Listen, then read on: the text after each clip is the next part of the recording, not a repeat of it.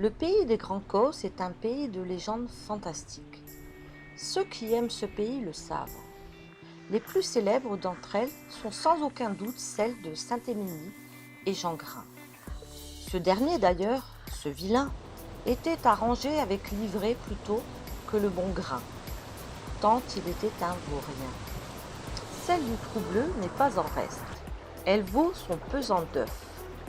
Elle remonte à l'époque où les Causses étaient si pauvres que la perte d'une récolte, d'une bête, d'un outil était plus effrayant que la perte d'un enfant, que l'on pouvait à l'envi et envie concevoir sans que cela ne coûte rien, alors que le reste était très cher.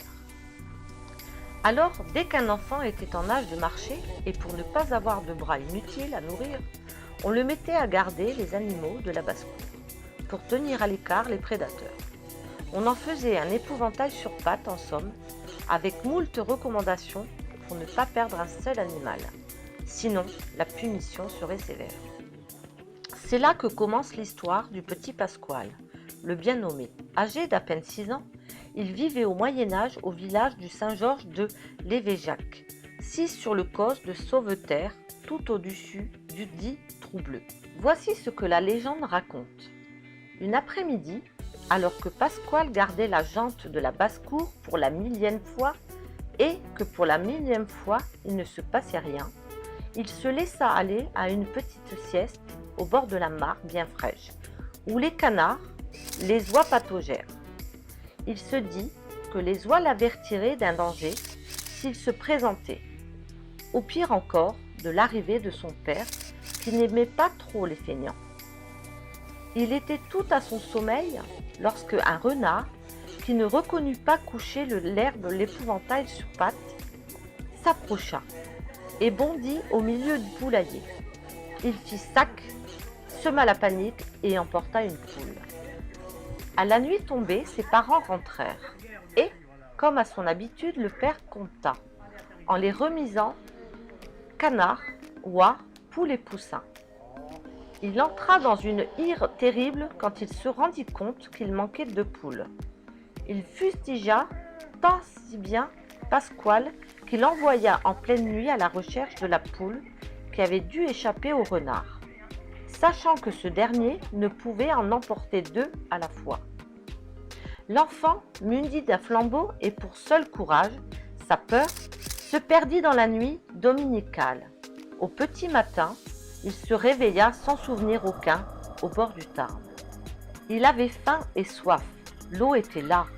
Il alla se désaltérer, on verrait plus tard pour la poule. Alors qu'il marchait au milieu des ronces et des ajoncs, il crut rêver en voyant au sol des œufs. Mais pas n'importe quel œuf, des œufs de couleur. Il en ramassa un et un autre, encore un autre, et enfin trouva sa poule en train de pondre, encore et encore. Elle était au bord d'une source, regardant au fond de l'eau un œuf bleu gigantesque. Pasquale plongea, se saisit de l'œuf bleu, la présenta à la poule. Elle lui dit, sans que cela ne l'étonnât, « Pasquale, tu es tellement courageux, sans peur ni reproche, à nous regarder depuis tant d'années, que toute la basse-cour a voulu te récompenser. Je t'ai fait venir jusqu'ici pour que tu prennes cet œuf bleu. Il est magique. Tu peux lui demander d'exaucer 3 de tes vœux, les plus chers, pas un de plus, sinon gare. Ensuite, remets-le au fond de cette source et plus jamais tu n'y toucheras. » Pasquale, dont le prénom veut dire fête, rentra chez lui, la poule sous le bras, des œufs plein les poches. Il trouva sa famille pleurant dans la chaumière délabrée. Quand le père le vit, il le prit dans ses bras et lui dit combien il l'aimait et regrettait son courroux. Pasquale leur conta son histoire incroyable, mais la poule refusa de parler. Alors Pasquale demanda à ce qu'on réalisât son premier vœu. Vite fait, voyant son père se diriger vers le fouet, oubliant déjà ses mots d'amour. Ils se retrouvèrent dans l'instant dans un château merveilleux où les serviteurs n'étaient autres que le méchant bailli et sa famille qui les martyrisaient auparavant. Nul ne sait ce qu'il advint des deux autres vœux, mais Pasquale devint évêque de Rodez en 383 et mourut en 420. Depuis cette époque, on fête Pasquale, tous les lundis, d'où les lundis de Pâques. On vient à cette source bleue comme on irait à Lourdes, dans l'espoir d'y trouver la poule et son œuf bleu magique qui réalisera ou pas notre bonne fortune.